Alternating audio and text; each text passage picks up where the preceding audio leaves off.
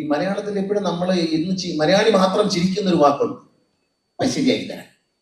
ഇപ്പൊ ശരിയാക്കി തരാം എന്ന് പറഞ്ഞ വാക്കിനി പ്രധാനമന്ത്രി പറഞ്ഞാലും നമ്മൾ ചിരിച്ചു. ആ ഒരു വാക്കിനെ ഇപ്പൊ ശരിയാക്കി തരാം എന്നുള്ളതിനകത്ത് എന്തെങ്കിലും ഒരു തമാശ നമുക്ക് വരാം.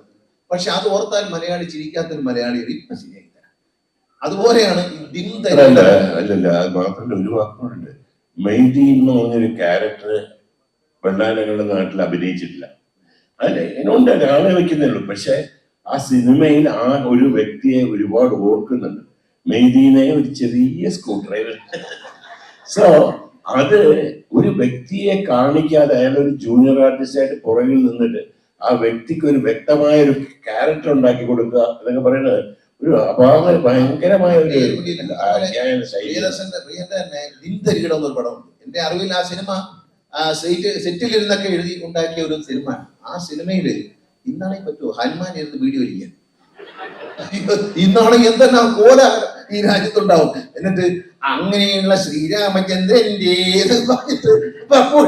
ഇതൊക്കെ ഇന്നത്തെ സിനിമയില് പറയാൻ പറ്റുമോ? സെൻസർ ബോർഡ് വിടുമോ? എന്തൊക്കെ ബഹളം ഈ രാജ്യത്തുണ്ടാവും. നമ്മൾ പുറകോട്ട് പോകുന്ന ഒരു കാലത്താണ് ജീവിക്കുന്നത്. അത് 90-93 കൊല്ലം മുമ്പ് ശ്രീനാരായണ ഒരു പറഞ്ഞിടത്തുനിന്ന് പിന്നെ അതിന് പുറകോട്ട് 100 കൊല്ലം പുറകോട്ട് നമ്മൾ പോകുന്ന ഒരു അവസ്ഥയാണ്. ഹനുമാൻ ഇരുന്ന് വീഡിയോ വലിക്കുന്നു. അത് കഴിയുമ്പോഴത്തേക്ക് ഇപ്പുറത്ത് പിന്നെ ശ്രീരാമനെ ഇരുന്ന് ചീട്ടടിക്കുന്നു. ഇതൊക്കെ ഇപ്പൊ കാണിക്കാൻ പറ്റുമോ? നമ്മൾ എങ്ങോട്ടാണ് പോകുന്നതറിയാം. അപ്പൊ ഇതൊക്കെ ഇങ്ങനെ നല്ലൊരു ക്രിയാത്മകമായ എഴുത്തുകൾ പോലും പറ്റാത്തൊരു കാലത്ത് ജീവിക്കുകയാണ്. കാലത്തിന് മുമ്പേ ശ്രീനിവാസൻ നടന്നുപോയത് നന്നായി എന്നാണ് എനിക്ക് തോന്നുന്നത്. കാരണം അന്നത്തെ ഒരു രീതിയിൽ പൊന്മുട്ടയെടുത്ത താറാവ് എന്ന് തട്ടാൻ എന്ന് പേരിട്ട് വന്നു. ആ പടത്തിന് അവസാനം താറാവ് എന്ന് പേര് മാറ്റിട്ട്. അതാണ് നമ്മുടെ കാലത്തിന്റെ മാറ്റം. നമ്മൾ മുമ്പോട്ടോ നമ്മൾ പുറകോട്ടോ എന്ന് ചിന്തിക്കാൻ ശ്രീനിവാസന്റെ പല സിനിമകളും നമ്മളെ ചിന്തിപ്പിക്കും. അത് ഇപ്പൊ നമ്മളെ ഒരു രാഷ്ട്രീയ സിനിമ രഞ്ജി പണിക്കരുടെ കമ്മീഷൻ എന്ന സിനിമ എടുക്കുന്നു. അതിൽ നമുക്ക് പല പൊളിറ്റിക്കൽ ലീഡേഴ്സിനെ അവരെ ഭാര്യയും വരെ കാണാൻ പറ്റും. പക്ഷേ ശ്രീനിവാസന്റെ സിനിമയിൽ ഒരു കഥാപാത്രയുടെ ഒരാളെയല്ല കാണുന്നത്, 100 പേരെങ്കിലും ഈ സമൂഹത്തിൽ നമുക്ക് ഐഡന്റിഫൈ ചെയ്യാൻ പറ്റും. ഇത് മറ്റയാളെ പോലെയല്ലേ? അല്ലല്ലോ, മറ്റയാളെ പോലെയല്ലേ? അങ്ങനെ സംഭവമുണ്ട്.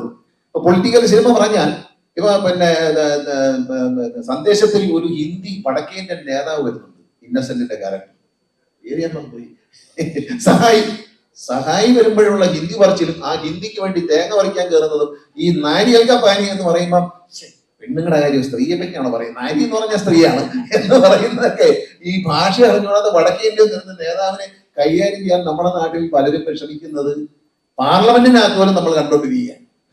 അങ്ങനെ ഇതൊക്കെ മുൻകൂട്ടി കാണാനും പറയാനും കഴിഞ്ഞു. പക്ഷെ ഇന്ന് എനിക്ക് തോന്നുന്നില്ല സിനിമയിൽ അങ്ങനെ ഒരു തമാശ പറയാൻ. അല്ല, ഈ ശ്രീനേട്ടന്റെ തമാശകൾക്ക് ഒരു മുൻ മാതൃകകളില്ല. അത് പിന്നീട് ആർക്കും അനുകരിക്കാൻ പറ്റാത്ത തരത്തിലുള്ള തമാശ. അത് ശ്രീനേട്ടൻ പറഞ്ഞാൽ മാത്രമേ അത് തമാശ ആ രീതിയിൽ ഫലിപ്പിക്കാനും പറ്റും. ഇപ്പോ കടം വാങ്ങിച്ചിട്ട് കൊടുക്കാൻ കാശ് തിരിച്ചു കൊടുക്കാനുള്ള ആളുകളോട് അമേരിക്കയിൽ നിന്ന് ഇന്ത്യ ഒരുപാട് കടം വാങ്ങിച്ചിട്ടില്ല എന്ന് കരുതി രാവിലെ എഴുന്നേറ്റ് അമേരിക്ക ഇന്ത്യയെ ചീത്ത വിളിക്കാറില്ല എന്ന് ചോദിക്കുന്ന ഇത്രയും ആരവത്തോട് അത് വേറൊരാൾക്ക് പറയാൻ പറ്റാത്തൊരു നർമ്മം. ഈ നർമ്മത്തിന് നമ്മൾ സാധാരണ വിചാരിക്കുന്നത് പോലെ അതൊരു ഉപരിപ്ലവമായ ഒരു നർമ്മമല്ല. ശ്രീനേട്ടന്റെ ഈ നർമ്മം എന്ന് പറയുന്നത് അത് മറ്റൊരു തലമുണ്ട്. നമ്മള് പലപ്പോഴും ഒരു ഡാർക്ക് ഹ്യൂമർ എന്നൊക്കെ പറയാറുണ്ട്, ഒരു ദുരന്ത ഹാസ്യം. ശരിക്കും ഹാസ്യവും കാണിക്കേണ്ടതില്ല, സറ്റയറാണ്. അപ്പൊ ഈ എല്ലാ ചിരിക്ക് ഉള്ളിലും ഒരു കരച്ചിലുണ്ടെന്നും അല്ലെങ്കിൽ എല്ലാ കരച്ചിലിന്റെ ഉള്ളിലും ഒരു ചിരി ഉണ്ടെന്നോ പറയുന്ന ഒരു രീതിയിലുള്ള പലപ്പോഴും ഒരു കോമാളിത്തമല്ല. ശ്രീനേട്ടൻ്റെ വളരെ ഒരു ഇന്റലക്ച്വൽ ആയിട്ടുള്ള ഒരു ഹ്യൂമറാണ്. ഇപ്പോ അഭിനയത്തിനെ പറ്റി പ്രത്യേകതയുണ്ട്. പഞ്ചോടി പാറുന്ന പടത്തിൽ ഒരു നിരങ്ങുന്ന തകിട് ഒരു പലകയിൽ ഇരുന്നു കൊണ്ടാണ് ആ സിനിമയിൽ മുഴുവൻ കാണുന്ന ശ്രീനിവാസന്റെ കണ്ണിലൂടെ. പഞ്ചോടി പാലം എന്ന സിനിമയിൽ ഇരുന്ന് നിരങ്ങാണ്. രാഷ്ട്രീയം എല്ലാം കേൾക്കണം, എല്ലാവരെയും പ്രസംഗം കേൾക്കും. അവസാനം നദിയിലൂടെ ഈ സാധനങ്ങൾ ഒഴുകി പോകുന്നതാണ് പാലം പൊളിയുമ്പോൾ. ആ കഥാപാത്രം എന്ന് പറയുന്നത് ശ്രീനിവാസൻ അല്ലാതെ ആ തറയിൽ നിന്ന് നിരങ്ങുന്നതും അതൊരു ഭയങ്കര അഭിനേതാവെന്നുള്ളതിലുള്ള അദ്ദേഹത്തിന്റെ വലിയൊരു പ്രതിഭ. പ്രത്യേകിച്ച് എന്റെ അറിവിലുള്ള ശ്രീനിവാസന് പ്രത്യേകിച്ച് യാതൊരു രാഷ്ട്രീയ ചായവോ രാഷ്ട്രീയ ചിന്താഗതിയോ ഇല്ലാത്ത ഒരാളായിരുന്നു. എല്ലാത്തിനെയും ഒരു പരിഹാസം അല്ല എന്നുണ്ടെങ്കിൽ നർമ്മം കൊണ്ട് കാണുന്നൊരു അപ്രോച്ച് മാത്രമേ നമ്പ്യാരെ കണ്ടതുപോലെയാണ് കണ്ടത്.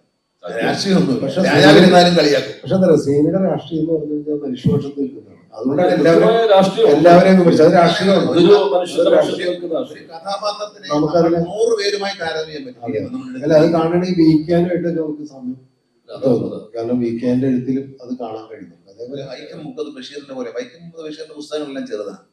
ശ്രീനിവാസന്റെ തിരക്കഥയിലെ ഈ പ്രിയൻ പറഞ്ഞതുപോലെ ഒരു ഡയലോഗിലാണ്, ഏതാണ് ഡെമോക്രസി ഈസ് വെരി എക്സ്പെൻസീവ് എന്ന് പറഞ്ഞതുപോലെയുള്ള ഒരു ഡയലോഗ് വൈക്കം മുഹമ്മദ് ബഷീറിന്റെ കഥകൾ വായിച്ചാൽ നമുക്കറിയാം. കാരണം വളരെ കുറഞ്ഞ വാക്കുകളിൽ വലിയ ഒരു സന്ദേശം അദ്ദേഹത്തിന് പകർന്നു തരാൻ കഴിഞ്ഞിട്ടുണ്ട്. അതുപോലെ ഒരു എഴുത്തുകാരനായിരുന്നു ശ്രീനിവാസൻ. മലയാള ഭാഷയ്ക്ക് തന്നെ എത്ര പദങ്ങളാണ് ചെയ്തിട്ടുള്ളത്. ഇപ്പൊ താത്വികാവലോകനം എന്ന് പറയുന്ന ഒരു പദം അടുത്ത കാലത്ത് വളരെയേറെ ചർച്ച ചെയ്യപ്പെടുന്ന അത് ആദ്യം പ്രയോഗിച്ച അതിന് കൃത്യമായി പ്രയോഗിച്ചതാണ്. അന്തർധാര എന്ന് പറയുന്ന ഒരു പദം എല്ലാത്തിനും അതിൻ്റെതായ സമയമുണ്ട്. ഇങ്ങനെയുള്ള എത്രയോ പ്രയോഗങ്ങൾ മലയാള ഭാഷയ്ക്ക്. അപ്പോൾ സിനിമയ്ക്ക് മാത്രമല്ല, മലയാളികളുടെ നിത്യജീവിതത്തിൽ പോലും വലിയ സ്വാധീനം ചെലുത്താൻ കഴിഞ്ഞിട്ടുള്ള അതാണ് ഒരു മഹാപ്രതിഭയുടെ ഒരു അടയാളമായിട്ട് നമ്മൾ അദ്ദേഹത്തിന്റെ ഹാസ്യത്തെ കുറിച്ചൊക്കെ വളരെ ഡീറ്റെയിൽ ആയിട്ട് തന്നെ സംസാരിച്ചു. തമാശയില്ലാത്തൊരു വാക്കിനെ ശരിയായില്ല, അതെ, അതൊരു തമാശ വാക്കാക്കി മാറ്റി. ഇപ്പൊ ഈ ചാർലി ചാപ്ലിന്റെ സിനിമയിൽ അദ്ദേഹം ബിഷപ്പിന്റെ ഒരു വല്ലാത്ത അവസ്ഥയിൽ ഒരു ഷൂസ് ഒഴുകി തിന്നുന്ന ഒരു സീനാണ്. ഇത് കാണുമ്പോൾ നമ്മൾ വല്ലാതെ പൊട്ടിച്ചിരിക്കുകയും ആത്മഹസിച്ചിരിക്കുകയും ചെയ്യും. പക്ഷെ അതിന്റെ അകത്ത് ബിഷപ്പ് എന്ന് പറയുന്ന മനുഷ്യന്റെ ഏറ്റവും ഭീകരമായ ഒരു അവസ്ഥ. അപ്പൊ അത് നമ്മൾ ചിരിക്കുമ്പോൾ പോലും ഉള്ളിൽ പിന്നീട് അതിനെക്കുറിച്ച് നമുക്കൊരു ചിന്ത ഉണർത്തുന്ന, അത് മനുഷ്യന്റെ ഒരു ജീവന അവസ്ഥയെ കുറിച്ചുള്ള ഒരു ബോധ്യം നമ്മൾ വരുത്തുന്ന, ഇങ്ങനെ ഇത് ശ്രീനേട്ടനും അദ്ദേഹത്തിന്റെ ഈ തമാശകളിലൂടെ ഒരു ജീവിത അവബോധം തന്നെ നടത്തുന്ന തരത്തിലാണ് പല തമാശകളും നമുക്ക് വ്യാഖ്യാനിക്കാൻ പറ്റുന്നത്. ഈ സന്ദേശം എന്ന സിനിമ അത് എല്ലാ കാലത്തുമുള്ള മനുഷ്യർക്ക്, പിന്നെ സമൂഹത്തിന്, രാഷ്ട്രീയത്തിന് ഒക്കെ നൽകുന്ന ഒരു വലിയ സന്ദേശമായിട്ട് ദീർഘകാലം അതിനെ നിലനിൽക്കുന്ന ഒരു സിനിമയാണ്. കാലാധിപത്യമായി നിലനിൽക്കുന്ന ഒന്നായിട്ട് തോന്നിയിട്ടുണ്ട്.